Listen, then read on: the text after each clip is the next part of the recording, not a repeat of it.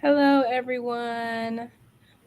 My name is Shatay Williams. I am the outreach coordinator with Moms in Motion.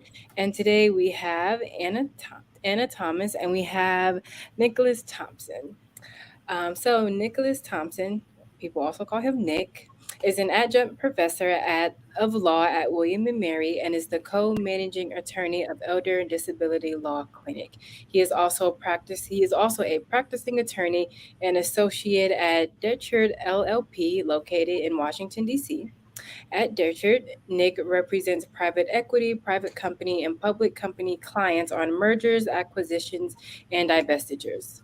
Nick also has significant experience in matters related to reconstructing capital markets and leverage finance practice focuses on commercial financing matters across energy industries. Nick regularly handles matters related to family and elder disability law. He represents clients before circuit courts in guardianship and conservatorship matters and advises clients on will issues. He is also a graduate of East Carolina University and he has his business and law degree from William and Mary. He is a member of the Virginia State Bar and the Richmond Bar Association, and he also serves on the board of Bo, sorry if I messed that up, and Ruth, based in Richmond, Virginia. So we are happy to have you join us today, and we are ready to learn about what you do and the services that you offer. Thank you so much. I'm glad to be here. I'll go ahead and see if, let me know if this works. I'm going to click from beginning so we can just view the PowerPoint as I go along. All right, from beginning.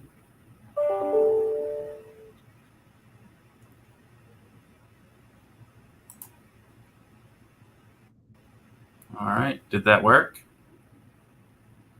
Let's see. Yes? Yep. All right, perfect. So as I was introduced, my name is Nick Thompson. I'm an attorney at a law firm called Decherd LLP, where I mainly practice in the private equity space. As my pro bono practice, I lead the Elder and Disability Law Clinic at William and Mary, which is at the law school in Williamsburg. Just a little bit about the clinic before we dive into the specifics of guardianship, and I field hopefully lots of questions that folks may have. So the clinic serves in a variety of matters. The top four here: wills, probate administration, guardianship, and conservatorship definitely take up the lion's share of our work. I'd say probably 90 to 95%. And then the lower five boxes: competency, nursing home concerns, elder abuse, Medicare, Medicaid, as well as Social Security, round out our practice area and probably make up 5 to 10% of what we do. So who are the clinic? So I direct a clinic with my co-director, but the clinic is primarily staffed by second and third year law students at William and Mary. They are interested in assisting elderly and disabled members of our community. And this slide is a little old. It was created before COVID. So one of the good things to come out of COVID are remote hearing options. And whereas prior to COVID, we only generally served the greater Williamsburg community, now we are able to offer our services practically across the whole Commonwealth of Virginia. And so that's something that has been a nice blessing to be able to do that throughout the Commonwealth and not just in a small geographic area. The students provide drafting services under the supervision of my co-director, Aaron Smith, and myself, both of whom practice and have experience in the field of elder and disability law.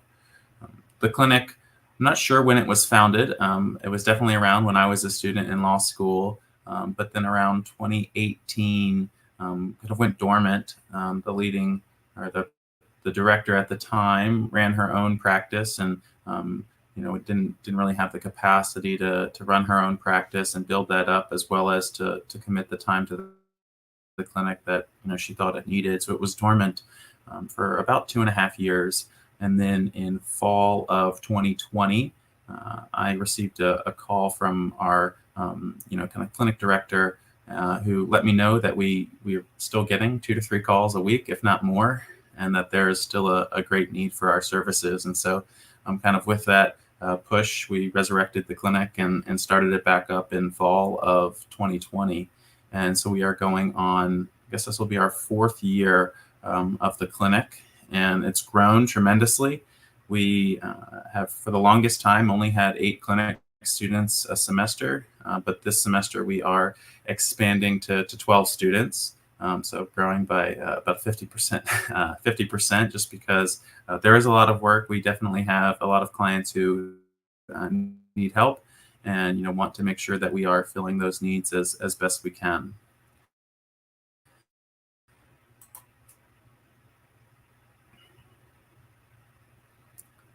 All right, I click next slide, but it's not going. Let's see if I click here if that'll go. Perfect. Did I skip too many? No, we're good. All right, so who do we serve? So generally, the clinic assists and supports moderate and low-income seniors, disabled individuals and their families. And all services provided by the clinic are free to our clients. So we operate on a pro bono basis. And generally, our eligibility criteria are as follows. So for seniors, we count 60 and above as seniors. And then we also serve disabled individuals and their families. Generally, we're looking for a household income under $60,000. That is, a little bit flexible in that if it's a household of 12, we do have some wiggle room there. But generally, we like to serve and aim to serve those who couldn't afford to pay a practitioner. I always tell folks, even if you make more than that, please feel free to reach out and give us a call. I'm happy to see if we can serve at that time, and if not, I have attorneys who I work with all over the Commonwealth of Virginia who know our work and are definitely willing to assist folks for very reasonable, if not reduced, fees. Generally, our clients have total assets under $100,000, and this does not include a personal residence. And the last bullet is a new bullet. We serve the entire Commonwealth of Virginia now. As I mentioned, it used to be just the greater Williamsburg community, but with the advances of remote hearings, we now do serve the entire Commonwealth of Virginia. And so if you'll recall on the slide where I showed our services, we do a lion's share of our work in the guardianship and conservatorship area. And so I guess a little bit of background first. So a guardian is someone who is appointed to be responsible for the personal affairs of an incapacitated person. And generally, this includes responsibility for making decisions with respect to health, care, safety, support, where they live, their education, their treatment, and their residence generally. And so we help with that. And then likewise, that we also assist with conservatorship. And conservatorship, or a conservator, is someone who is appointed, who is responsible for managing the financial affairs of an incapacitated person, who is responsible for handling their estate. And so I like to think of the difference as guardianship is more about the person themselves. Where are they living? What treatment are they receiving? Those sorts of decisions. Whereas conservatorship, I think of as, the financial decisions. And while generally people think that they need both, oftentimes our clients only really need to go through the guardianship process. And that's often because the respondent or the allegedly incapacitated individual primarily receives their income from Social Security, often SSI or SSDI. And in that case, Social Security uses the representative payee system. And if that's their sole or primary source of income, the representative payee does not need to be the conservator. They just need to be the guardian and then the representative payee, and that should cover all of their needs. And just kind of briefly about the timeline and the process here at the clinic. I believe my email and phone number have been shared. If they haven't, feel free to contact Shantea and she'll get those to you. I also have our flyer that I'm more than happy to share with her to disseminate to the group. But generally, we conduct an intake, and that takes place either via phone or email. And we like to gather basic information from prospective clients, such as their name, the disabled individuals' names, their asset and income information, as well as the respondent's asset income information and their address. And once we have that information, my students put together an intake memo for me, and I review it. And once I've reviewed it and signed off on it, they go ahead and prepare our intake documents. And so those include an engagement letter, a supplemental information form that asks very specific questions that need to be included in our filing, which we'll talk about on the next slide. Generally, that also includes an affidavit.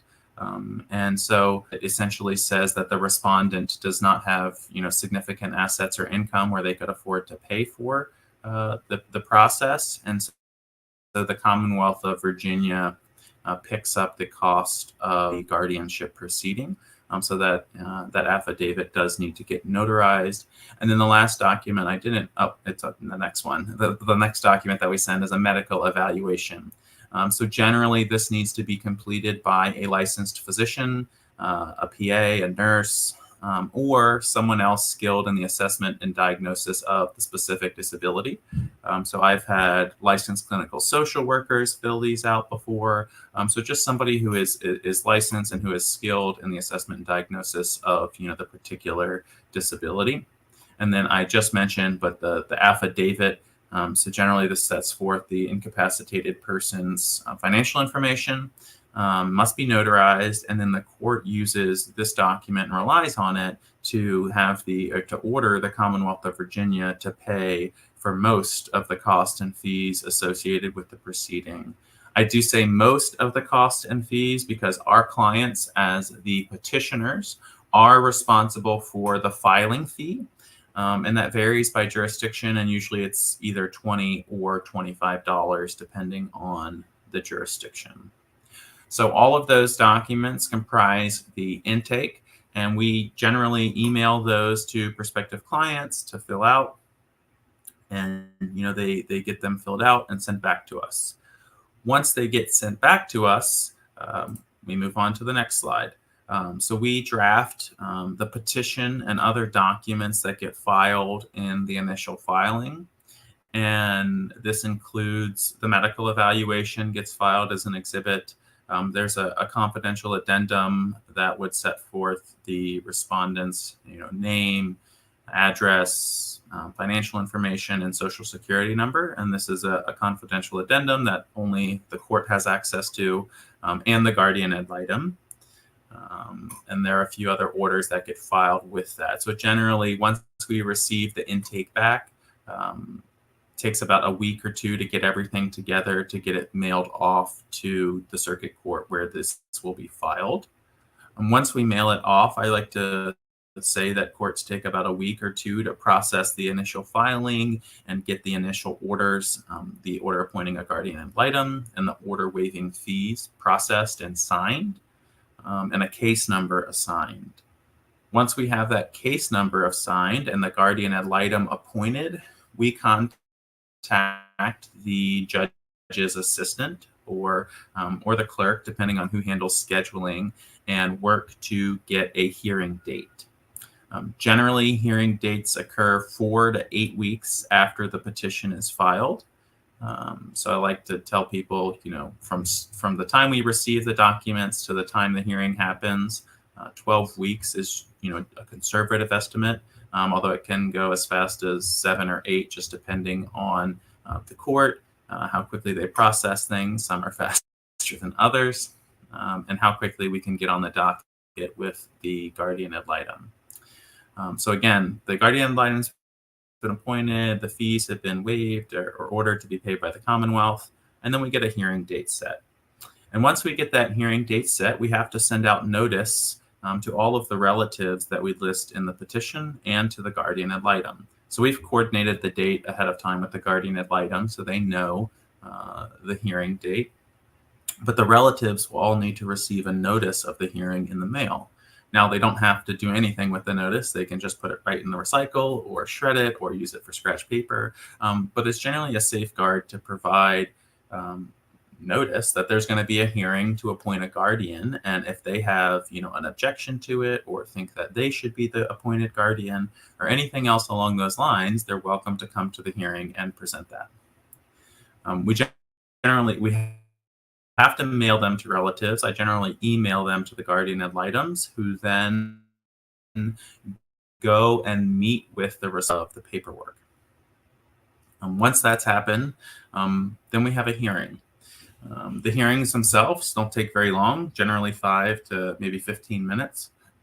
And the hearing must or should occur within 120 days of the petition's filing. I note generally closer to 4 to 8 weeks. It's a little longer in the summertime. Something about judges like to take vacation in the summertime, but generally 4 to 8, sometimes 10 weeks to the point we get to a hearing. And at the hearing is where the individual is appointed the guardian and or conservator. And then generally same day after the hearing, the appointed individual or individuals go before the clerk and take an oath that they are going to act in the best interest of their now ward, the respondent, and then they receive a bunch of information and they take that with them and go, and they receive a certification that they are the guardian, and then they go forward and can make decisions for the individual.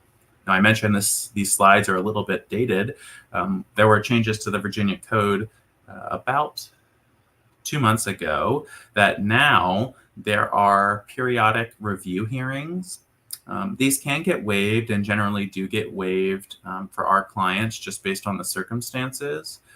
But there are hearings 1 year after the initial appointment and then every 3 years thereafter generally. So those can get waived though, and we've been successful getting most of those waived. And then also too, the appointed guardians have to file a report, an annual report with their local Department of Social Services. And so that's a 2.5 page report that details, everything that the court may need to know or the Department of Social Services may need to know about the individual and kind of how they're progressing from year to year. The first one is due 4 months after the hearing, and then there's an annual report due every year thereafter. Nick, we did have one question come in, and I know you wanted to answer them as they came in. So we had 2 questions come in. One of them I'll save to the end. Lynn, I will ask your question, but I'll wait till the end for that one. Dawn just asked, what if there has already been a capacity evaluation completed prior to them coming to you for services? Would they have to have your particular evaluation completed as well? Sure. Yeah, that's a common question that comes up. Generally, I say yes, they need to have ours completed as well, and only because the guardianship code is very specific as to certain questions that need to be answered for the court. And I've found that most capacity evaluations don't address all of the questions that the code requires. And primarily it's just so that we don't delay the hearing, because technically, if we mail the filing to the court and the medical evaluation is incomplete, and that I think one of the ones that they ask for are, does the individual take any medication that might affect their demeanor? Say that's not addressed on the psychological evaluation that we received that had previously been done, the court could reject our filing, and then we have to start all over, and it just delays it another few weeks to months. So generally, the answer is yes. We like them to have our medical evaluation filled out because it is very specific to the questions the court is looking for when considering a guardianship. Another question people ask about medical evaluations generally is, do they need to make a new appointment to have them filled out? Most offices, assuming that there has been an ongoing relationship with the patient, do not require a new appointment to have it filled out. I found that most, whether it's pediatricians or primary care providers, psychologists, nurse practitioners, whoever's seeing the individual, are willing to fill out the form without a new evaluation, assuming that they see them, annually or biannually or, however often they need to. So yeah, the medical evaluation is definitely very important. Good. And then well, that answers that question, Dawn. Oh, no, you're fine. Go ahead. You had more to add to that? I was just going to ask, while you were on the topic of questions, I received an email question yesterday asking if we assist when a guardian needs to move a guardianship established in another state to Virginia. Generally, the answer is yes, we can assist with that. Sometimes, though, it is easiest to, as they say, let sleeping dogs lie. And if the guardianship order entered in the other state continues working for you when you move here to Virginia and get your child or get your ward to, school or a group home or to a care provider, and they accept your old order, generally it might be easiest to just continue, acting under the authority of that order. Sometimes it doesn't always work. I had one, for example, that I'm working on now. The guardianship order was entered in New Mexico, and when they moved to Virginia, they received a notice from whatever the court was in New Mexico that the guardianship order was terminated because they no longer lived in New Mexico. So she's just going through the process all over again. So it just kind of depends on the state. There are a lot of states that are part of a uniform guardianship. And so it's generally fairly easy to get them transferred here. One question that this also sparked too, people moving from Virginia to another state or commonwealth, you have to get the court's permission before state. So that's something to think about doing before you move. Not that you don't have hundreds of other things you're concerned with when moving across states, but that's one thing to keep in mind as well that this question kind of sparked. And did you have another question that had come up that you wanted to ask? Did. Well, Dawn followed up to tell you thank you, that she works for AS in Bedford County, and she said they do the evaluations with psychiatrists often, and she wants to get a copy of the evaluation if they could, in case they have clients that decide to use your services. So we'll get her your contact information. Dawn, if you'll send us a direct message, we can get that over to you from Nick. And she said also, do you handle guardianship cases only or uncontested guardianship cases as well? So I'm guessing the question is, do we handle contested guardianships? Generally, we don't. They are very time consuming and primarily the clinic is designed to service uncontested guardianships just based on the time restraints that we have. That said, it's kind of funny. I this morning was just working on our third contested guardianship this year. So yes, we do sometimes assist with them, but not often. It really depends. And actually, I was talking to our clinic director about kind of how they handle that. We have other clinics at the law school, and I'm just trying to connect with their directors as to whether they handle contested matters or not, and kind of how they handle that. Generally, I'd say the time commitment for a contested guardianship, depending on the complexity, can be anywhere from 20 to 40 hours of work. Which is a lot considering, I'd say from start to finish, we can, based on the time commitment that I put in and my students, probably finish an uncontested guardianship with about 5 hours of work. Okay. All right. So it's hard. We want to make sure we're maximizing the efficiency of our resources. But again, definitely understand and evaluate everything on a case-by-case basis. Okay. Definitely. The next one comes from Melissa. Yep. Melissa says, what proof does one need to get guardianship? My son is only 9, but I know this will be us in a few years. Also, should I start this when he turns 17 or should I wait till 17 and a half?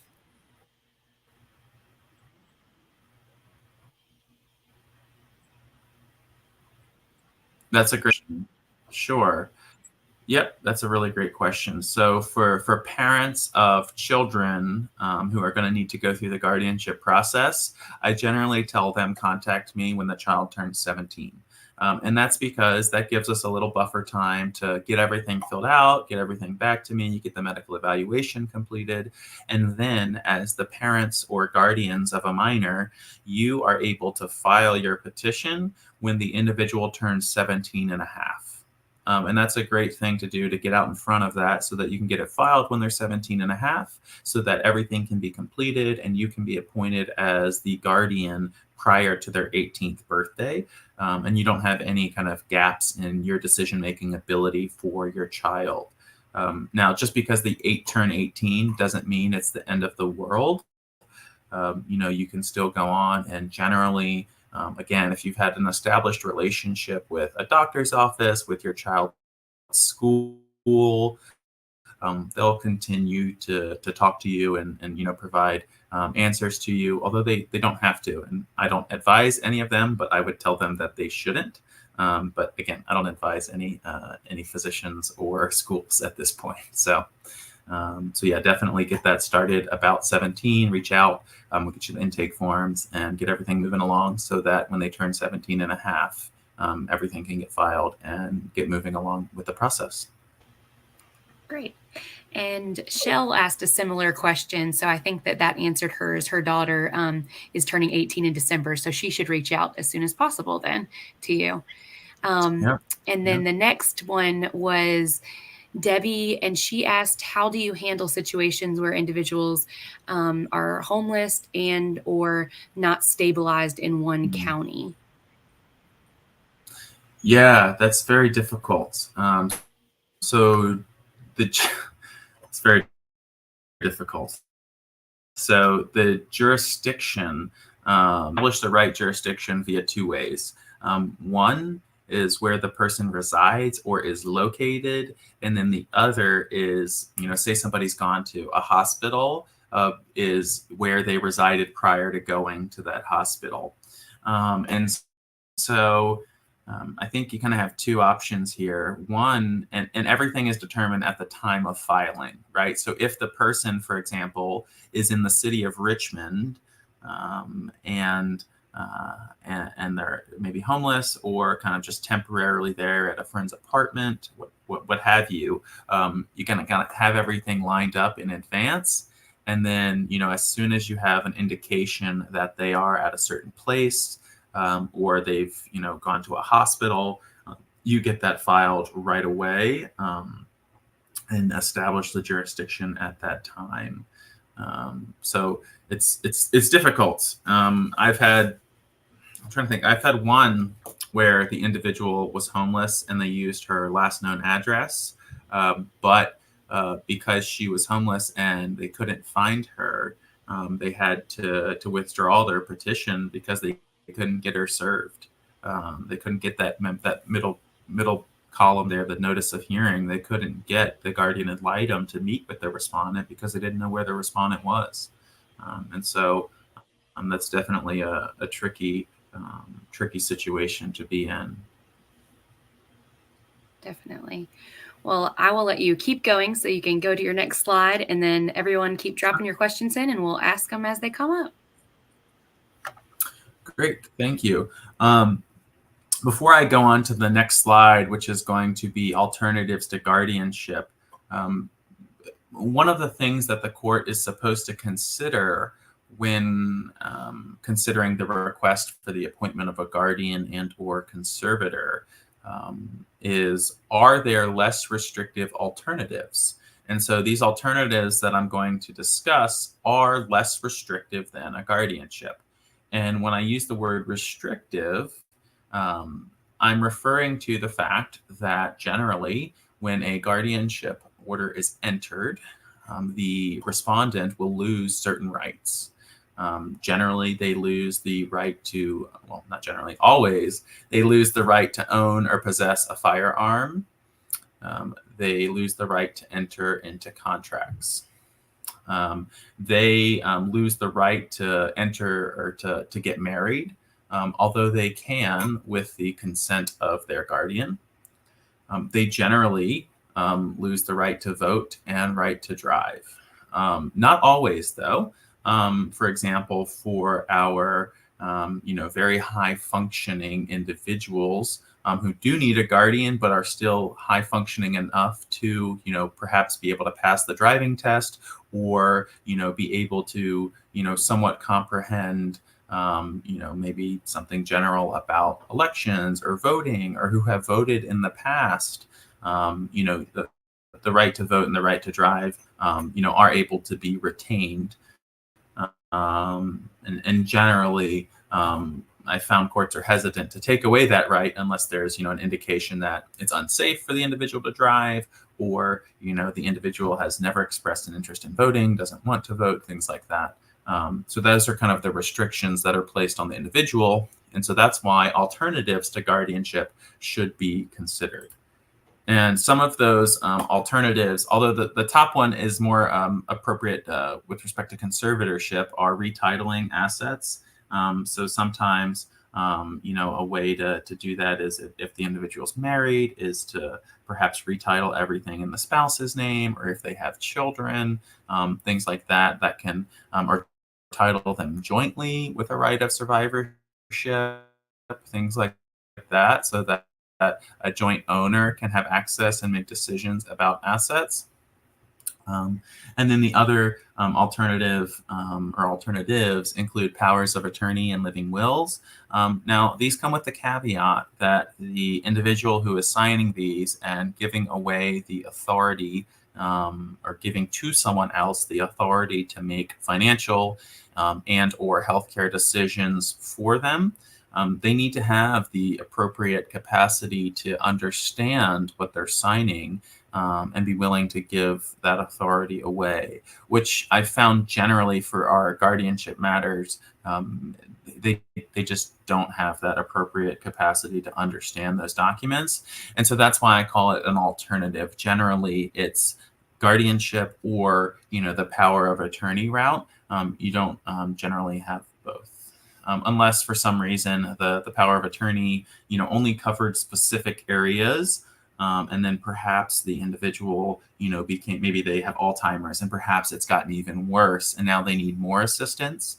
Then you could go through the guardianship or conservatorship process to kind of get total control of that individual who needs more assistance than the power of attorney gives.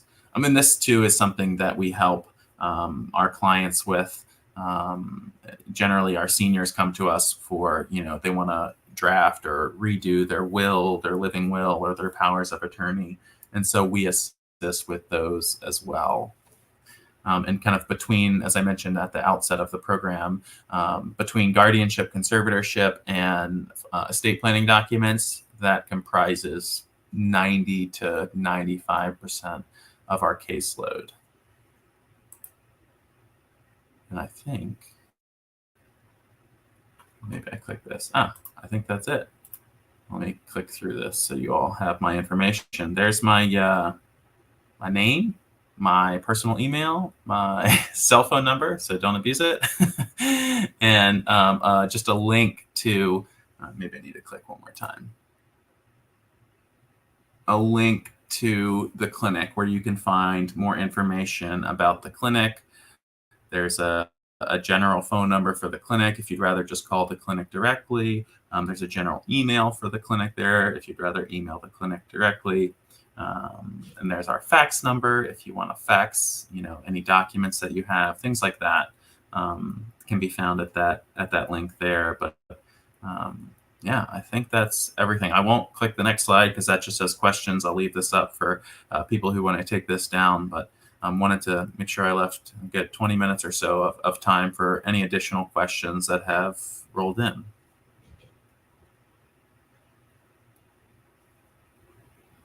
There was another question in the chat in regards to whose income is taken into consideration whenever you're doing the income and asset part of the assessment at the beginning to see if they qualify for your services. Sure. Is it just that individual, or is it everyone that lives in the household, no matter, relationship?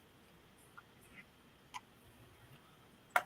Yeah. So for the Commonwealth of Virginia to pick up the fees and costs associated with the guardianship proceedings, it only matters about the incapacitated individual's asset and income information. So, for example, if in the question that was posed earlier about the child who is turning 18, if their sole source of income is through SSI, which also tells me that they have less than $2,000 of assets, then all of the fees and costs, except for the filing fee, are going to get picked up by the Commonwealth of Virginia. Flip that into eligibility for the clinic's services. Generally, we look at our clients and their spouse's asset and income information because they are our client, and they would be the one who would need to pay for an attorney to go through this process for them if they could afford one. And so for eligibility for the clinic, it's the petitioner and our client and their spouse's income and asset information that we look at when determining whether they qualify for our services. All right. And I had another one come in from Lynn. I'm sure Shatea went into a little bit of what we do as well as a service facilitation company. And we help individuals with disabilities across the state of Virginia. And right now there is an issue that some of the families that we're serving are having come up, and they asked the question recently.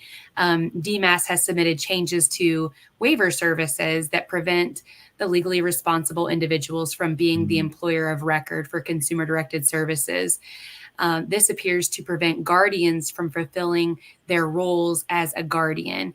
And she wanted to know, is this an issue your office could help a family address?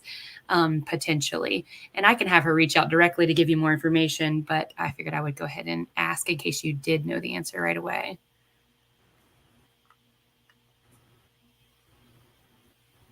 Yeah. I think those are very recent changes, and so they haven't come up for us yet. But it's definitely something that should be fleshed out and talked about. I haven't, looked at them in depth over the summer just because I don't have my students here, so I focus my time on the legal work as opposed to kind of ancillary issues around guardianship. But I'm in that Medicaid discussion waiver forum also, and have so far about issues with them being the guardian as well as being the paid caregiver or attendant. And I'm trying to think when the last one that I did for that was in June, and I'm guessing with the other guardianship changes, the new rules might have come into effect in July 1, so it just hasn't come up with the issue. We'll have to dig a little bit further. She is the primary caregiver for their two incapacitated adult sons, but now she is wanting to be appointed their co-guardian because I guess somebody advised her that she could become their guardian now and still be their paid caregiver. So I just wanted to, definitely need a little bit more time to look into that as it, has just recently surfaced. Yeah. Well, I'll definitely, Lynn, I see your question. I understand what you're asking. So definitely reach out to Nick and his team.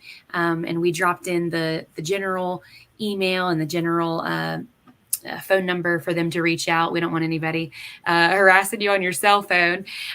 So definitely everyone in the comments that's asking.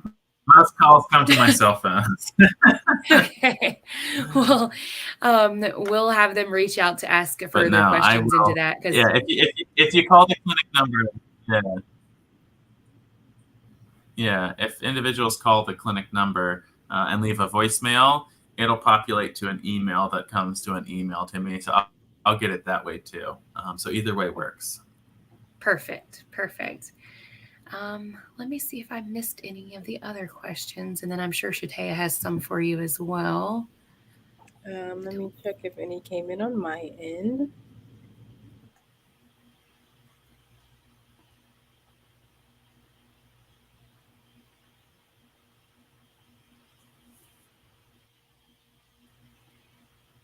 And we did have a comment. Ellie wanted to thank you and your team for all that y'all do. We know that you've helped quite a few of our clients already, so we thank you as well.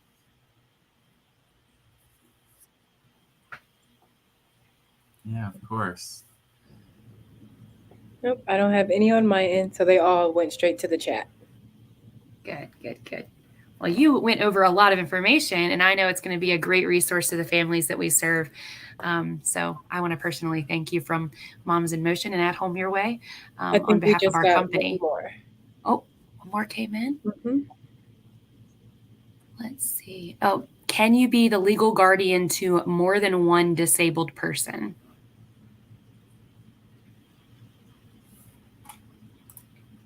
Awesome. Thank you so much. I appreciate you all putting this event on, and I look forward to continuing to serve and partner with you all.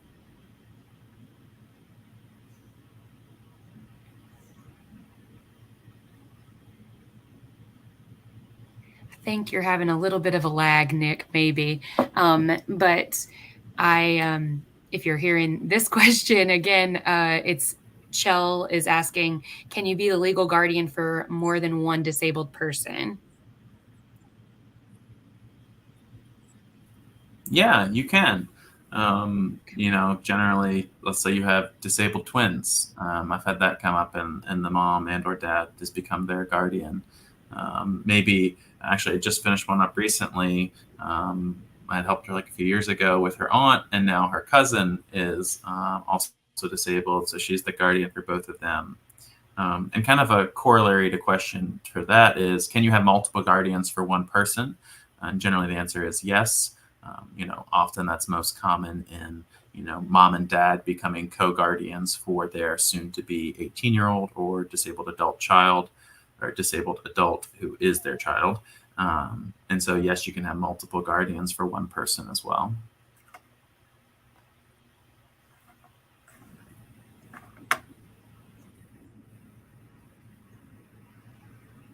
All right, thank you. Does anyone else have any last-minute questions?